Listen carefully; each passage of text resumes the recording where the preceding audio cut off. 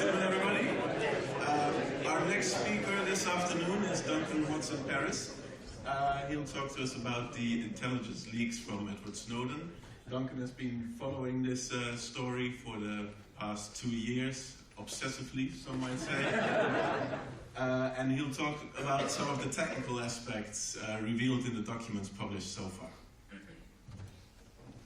Thank you very much. So, yeah, as Christoph says, it's fascinated me for the last couple of years since it all started unravelling. And for a number of reasons, really. Partly the excitement of seeing top secret documents that you don't often get to see. Partly the shock, really, of some of the socio-political implications of it all. And not least the technical insight it gives you into some of these organisations and the projects which they're undertaking, which you very rarely get to see. So the structure of my talk reflects that, really. So I'm going to start off by discussing the source of these leaks, Edward Snowden, and then I'm going to dive into some of the technical aspects. So I've split that into 3 parts. So first I'm going to talk about the collection of all these communications. Secondly, I'm going to talk about these organisations' cryptographic capabilities. And then finally, in the technical section, I'll discuss tailored access, which is a euphemism for hacking. And then I'm going to wrap up by discussing, as I say, some of these socio-political implications. So, Edward Snowden, he was a sysadmin and technical analyst at the CIA and NSA for 80 years or so. He was working in Japan as a contractor for Dell, for the CIA ultimately, when he first kind of realised the extent of the capabilities which the US and its partners were using against citizens around the world. And he discussed this with some of his colleagues and superiors. But it was when he watched the then Director of National Intelligence, James Clapper, lie under oath to the US Congress about the collection of metadata against millions of US citizens that he decided that the only way to have an informed public debate about this mass surveillance was to leak some of this evidence through journalists and enable that public discourse. So he took a position at the NSA in Hawaii, this time under Boozer and Hamilton, in order to gain access to some of these broader systems and collect some of the documents which he gathered up to leak to the 2 journalists who he decided would be able to take this story and drive it forward in the face of the government opposition which he knew would come. So he chose Glenn Greenwald and Laura Petraeus to do that. He believed they had, and he felt it was critical that he'd choose journalists to do this rather than kind of doing a WikiLeaks-style dump of everything he had, not least because of the sensitivity of the documents, but also because of the objectivity that they would bring in terms of the public interest to ensuring that all of these stories were genuinely in the public interest and for no other reason. And it was quite a cache of documents, so some estimates put them at around 10,000, probably hundreds of thousands, perhaps even millions of top secret and above documents. These aren't all in the public domain, but when I was putting this talk together, there are over 3,000 currently in the public domain, many with redactions. And as I say, the sensitivity of these documents makes this leak one of the most profound national intelligence leaks of all time. So these are almost all top secret, I said, and above. So there is a little known, it's not technically a classification, so a few people in this room might have come across STRAP, but it's actually a compartmentalization, but acts in practicality as a classification above top secret. There are 3 levels, STRAP 1, STRAP 2 and STRAP 3, STRAP 3 being the most sensitive. Many of these documents, as you can see, STRAP 1 and STRAP 2. So this is the UK classification. The US have a slightly different system. They still have top secret, but they're kind of above top secret are referred to as SCI and ECI. ECI I don't think was even known about before these revelations.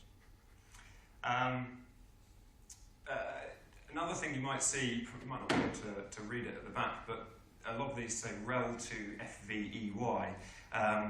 This stands for Five Eyes, so relevant to Five Eyes. Now, Five Eyes are the collaboration between the US, Great Britain, Australia, Canada and New Zealand to undertake the capture, analysis and reporting of all this communications data. So they form a collaboration. And for me, actually, one of the biggest revelations out of all these, one of the themes anyway, is the closeness of the relationship between these governments in terms of information sharing and intelligence sharing of some of this most extremely sensitive information. So this was a collaboration started just after the Second World War between the US and the UK, and it's a club that was later joined by Canada and Australia and New Zealand.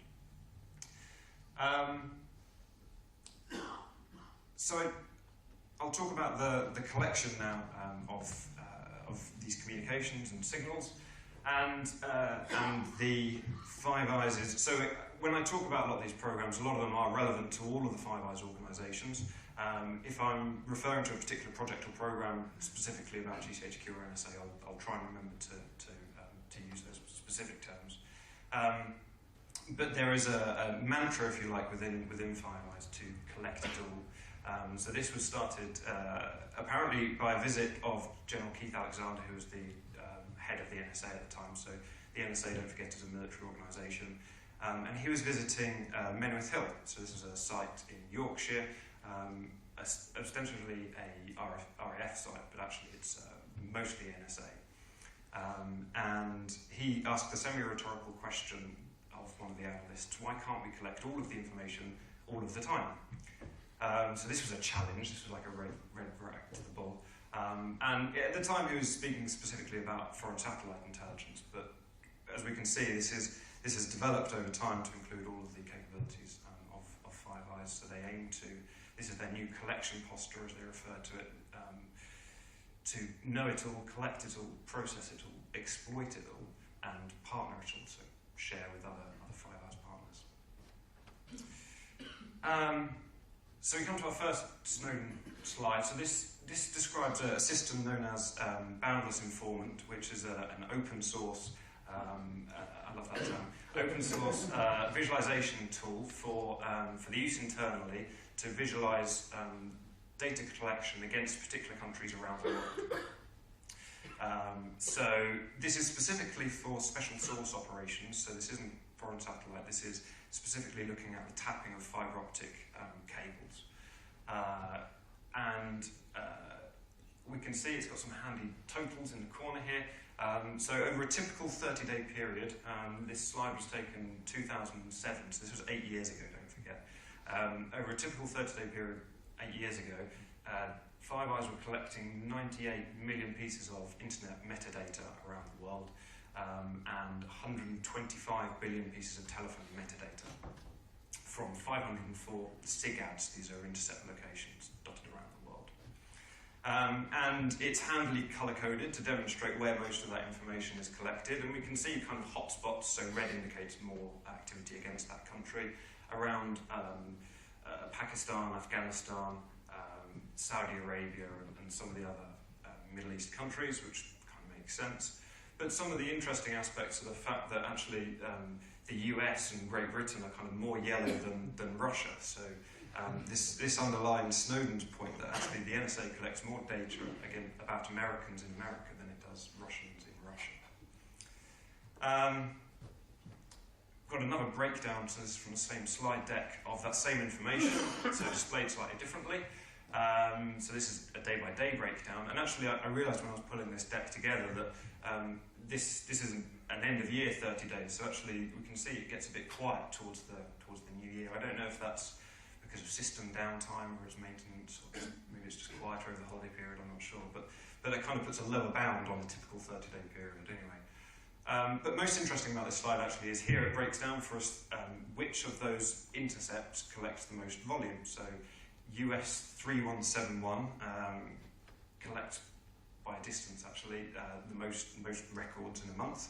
And actually we don't know a huge amount about that particular intercept location, possibly because there was an agreement between Snowden and Greenwald that he wouldn't report anything which was operationally sensitive, so any active operations. This is probably Afghanistan or Pakistan, which were kind of bright red in the previous slide. Hence we haven't heard much about it. You'll notice most of these are kind of US, so these are owned by the US rather than operated on the US. Apart from this one, DS300, so we actually know quite a lot about this particular intercept.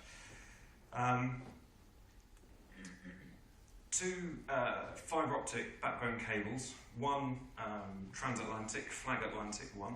My laser pointer doesn't work on here for some reason. It kind of works. Can you see that? Not really. Okay. And another flag Europe-Asia. So these are two backbone cables laid by a company called Flag. They're not called Flag anymore, but that's who laid it at the time. Joining Japan, Far East, Middle East, and Mediterranean to the UK, and then from the UK over to the US. Now, these cables look like they meet in the UK, down in Cornwall, but actually they land about 10 kilometres apart from each other. When Flag were commissioning these cables, they contracted Cable and Wireless to connect these two cables together and also connect it to the UK internet backbone.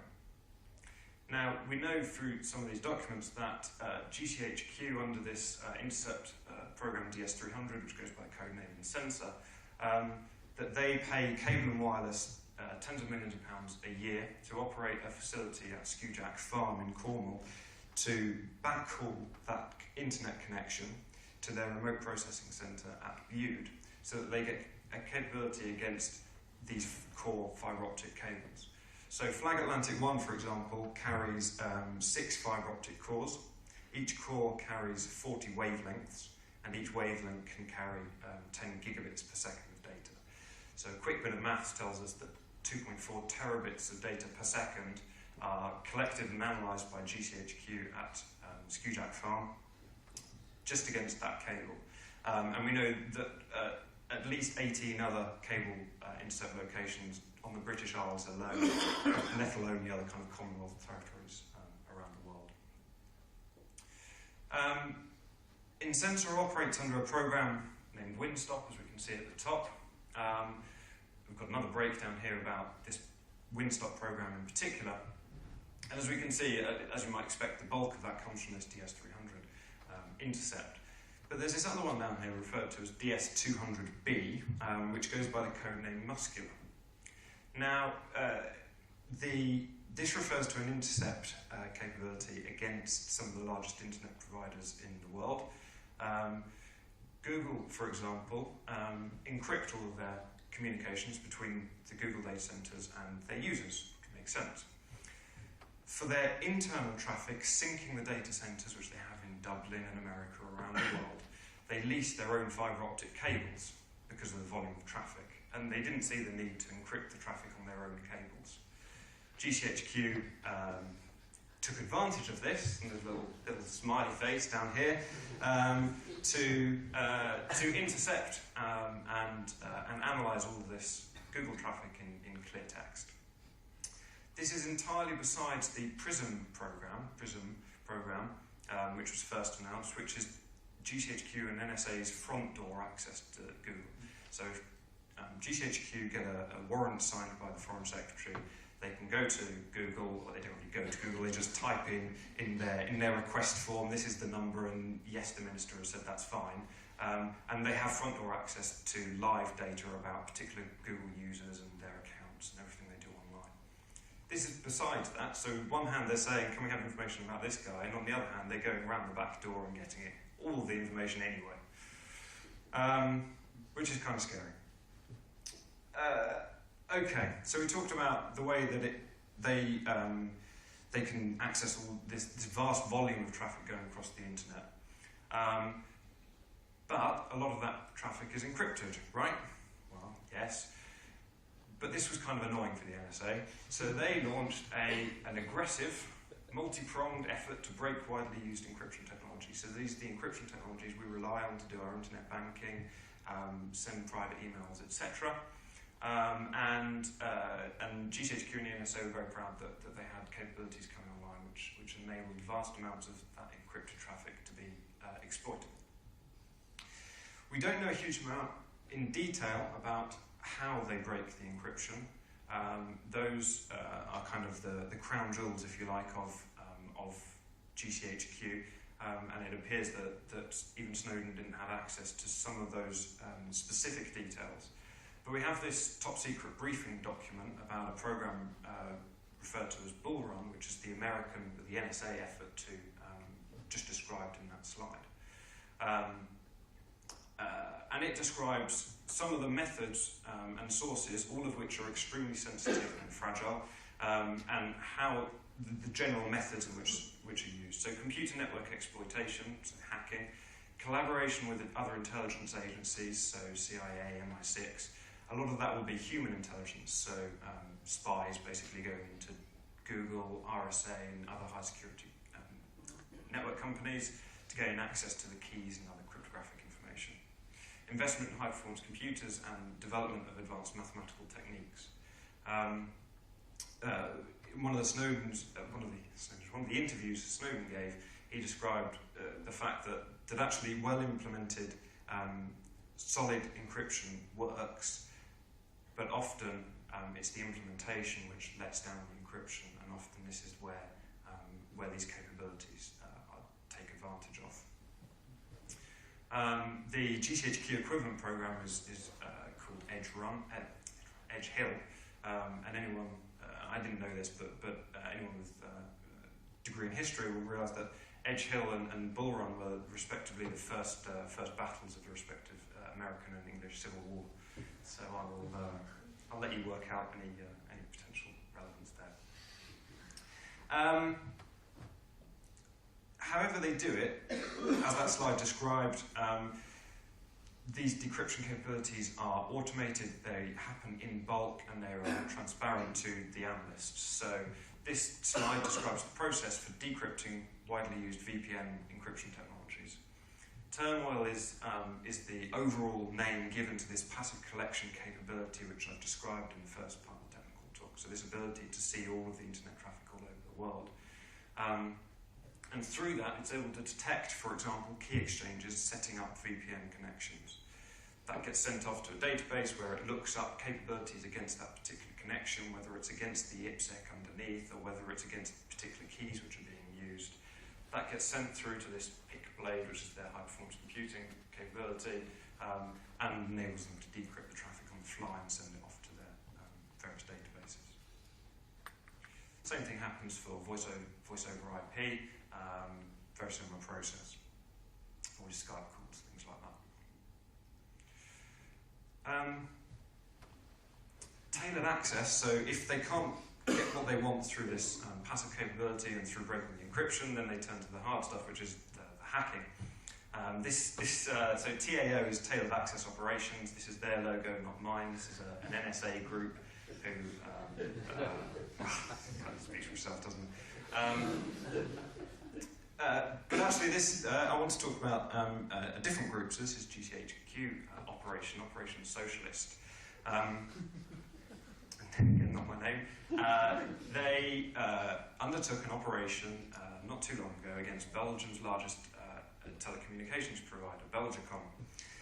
They wanted access to Belgacom's core routers so they could intercept traffic transiting them and target their customers for man-in-the-middle attacks.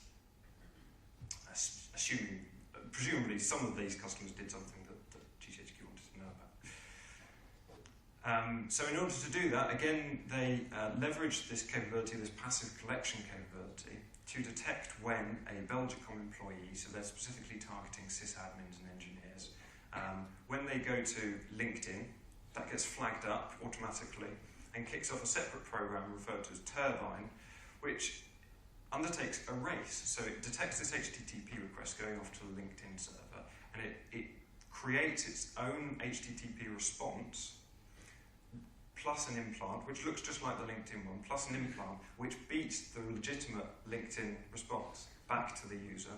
They don't know any different, except that they also get the implant. So this is all made possible because of this passive capability. Once the implant is in, the game's pretty much up, really. But it's interesting. It's interesting it's interesting to explore some of the ways in which that implant hides itself. So this particular implant used in this operation, Microsoft named Regin when they first discovered it, and has two quite interesting aspects. So if it finds itself in a 32-bit Windows machine, it stores itself in an encrypted virtual file system within the registry. So it doesn't touch the disk at all. It stores itself in a file system within the registry, and from in there it can load in various different plugins depending on the mission which is being performed, including data theft, key logging, traffic intercept, etc. If it finds itself on a 64-bit machine, for whatever reason that's harder, and so actually it stores itself on the hard drive, but not on the platters. It actually stores itself in the firmware of the hard drive. Okay, so it finds backdoors in the firmwares of these different hard drive manufacturers and stores itself so that it can persist across hard drive formats. It persists across OS upgrades, and then goes through the plugin loading and what have you. So GCHQ were very happy with this. They had good success in this operation. They got into 6 engineers' computers within Belgicom, 2 of which were within the Belgicom DMZ, and they were working their way towards the core GRX routers. So as I say, they considered this a success. They probably weren't quite so happy when Belgicom discovered this attack and the later publicity which occurred.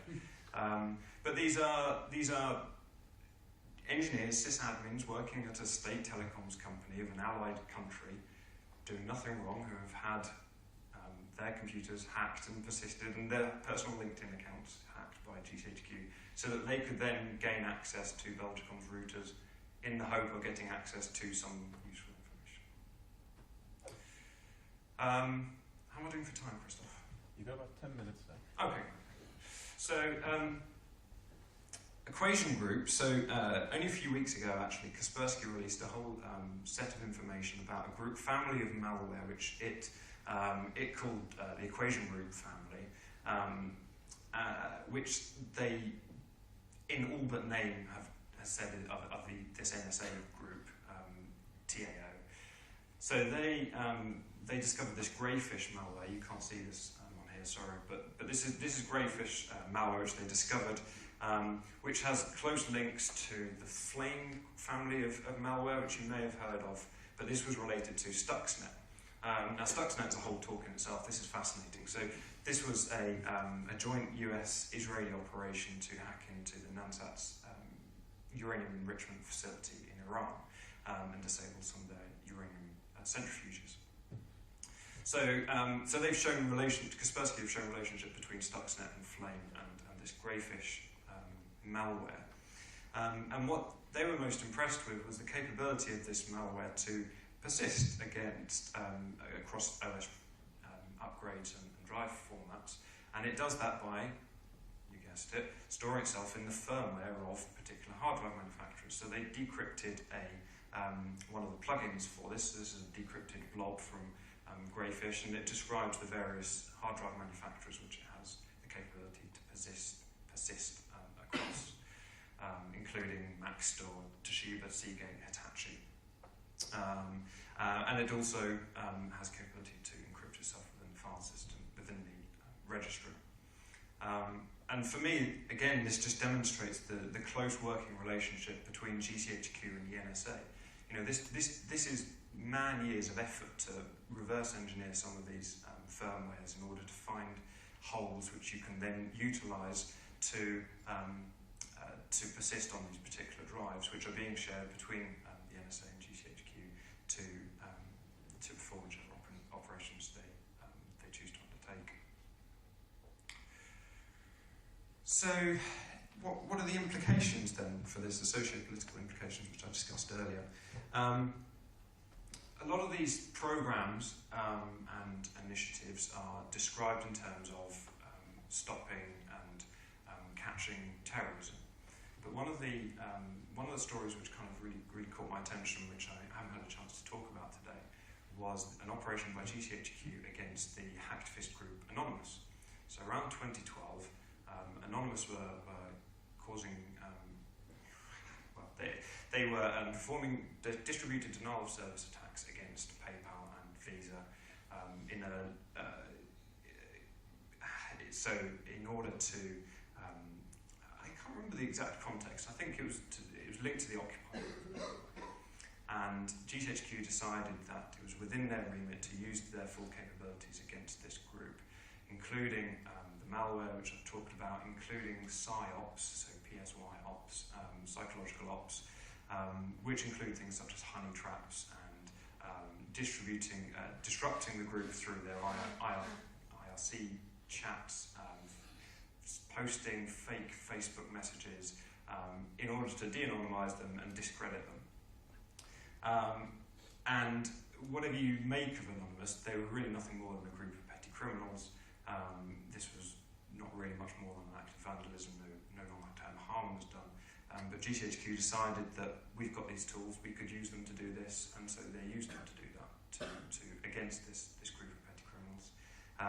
You would have heard in the news recently a few hundred Tor users were de-anonymised for they were dealing drugs on Tor. I don't know if people come across Tor, which is an anonymising network. Almost certainly de-anonymised with the help of GCHQ and NSA. So it's moving into this grey area. It's moving from national security and terrorism into criminality and beyond. And the worrying thing is the lack of oversight, which is being portrayed by our government. The Intelligence and Security Commission knew nothing of these programs until the Snowden revelation came along. Even if they asked the questions, I doubt they would understand the technical capabilities which are on offer here. These are 7 parliamentarians, one of whom, the chair of which, was the director of MI6 for 30 years. And even if we had a strong oversight within the UK, who oversees this collaboration? Who oversees these joint NSA GCHQ operations? Who has that oversight and that legal? Who's watching? So this is an interesting one. So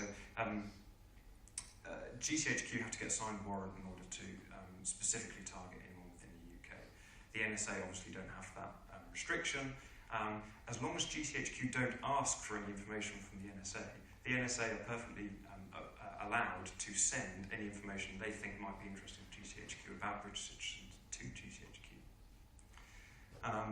And all of this lack of transparency and this mass surveillance, for me, it undermines free speech, it undermines democracy, and it undermines our free society.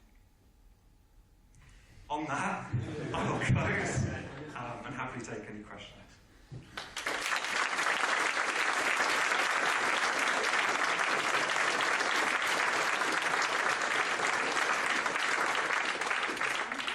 Thank you, Duncan.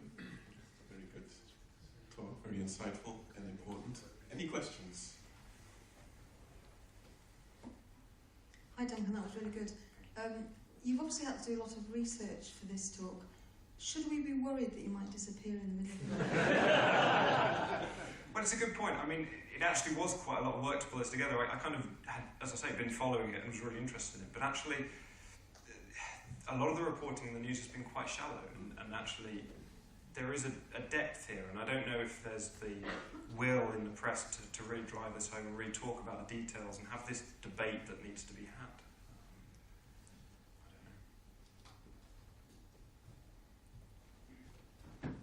Just to add a comment, because the thing, what's scary, at the moment, France is voting a sort of Patriot Act, and that's quite an uproar in the social networks. Yeah. And it's something that is called like it's a Patriot Act plus. But the thing is, it's going to be voted, and people from left and right are saying, yes, we need this, and to some extent, driven by the politicals, Well, the timing is so cynical, It's populations are. It's what we. Who we're voting for are driving this. So therefore, they are doing what we want. So that's kind of the. It's just a comment on it's not a question for you to answer, but it's that's what is disturbing basically. It's kind of they're doing that in our name, without us knowing, but also with us knowing, and that's fine. Well, there are trade-offs between security and privacy, but you know, as I say, the timing is cynical. It makes the most of that terrible act in Paris, and it's not clear to me that this level of intrusion buys you any more security. You know, these events happen regardless, and yeah, it's not the answer for me. Thanks. It was a really interesting talk. Thank you. The obvious implication of this, if you think beyond it, is that these have been leaked, and this is the US, etc. But similar capabilities will exist in most of the major countries with significant internet presences around the world. And we know what happens because there's lots of stories of hacking coming out of everywhere from China, North Korea, Russia, etc. And the level of access that these kind of demonstrates, and the level of ability to access major systems, encrypt, etc. You see films, sci-fi books about kind of cyber wars in the future, knocking out the entire thing, and it's not far off, if not already capable. And as we go to a society, world where we rely on automation and automate cars, automate planes, everything, totally being, yeah. When you start thinking about the implications of all this, you do think, it's scary. I think yeah, it helps to put it into those real terms, as you say. Hospital equipment, aeroplanes. Should the government be spending these hundreds of millions of pounds protecting that infrastructure and that encryption technology? I'm sure they are, but it's an arms race, and it's an arms race behind doors, and you don't know. But because it's the same organisation which is both trying to take advantage of these loopholes and close them, there's a built-in conflict of interest. Yeah. And of course, as with any kind of arms race, the arms get out. They get out exactly. Yeah. It's naive to think that you have. Yeah, absolutely. Time for one more question. It's one of the funny questions. Yeah, thank you for this. This was really, really interesting. I'm wondering, in your opinion, has there been any change since the revelations of Snowden in their approach of politics, or are they're just continuing as it was before, only now people are more aware? That's a good question. I think it's different in each of the countries where this has kind of come out, I guess. Over here, there's been a big effort by the government to try and stifle the debate. They stopped the BBC and other organisations from reporting on it. But I think, so politically, it's not really gained any momentum. There's not really any debate. But I think people are more aware of this. They're looking to use encryption more. I think things like PGP, Tor. If you want your communications to be private, then that's really the only way to do it. I think. Yeah. But on the NSA side, nothing has changed. There's a small movement, I think, within the US to try and the Patriot Act comes up for renewal every few years. I think it's coming out this year. So they're trying to build awareness so that at least people can have an informed debate about it. If people take an informed decision that actually these are the capabilities, these are the freedoms we're willing to sacrifice in order to feel safe, I'm okay with that as a democracy. But it's when these decisions are made for us that I think it's going to work. Thank you. Okay, that's about all we have time for at the moment. Thank you again.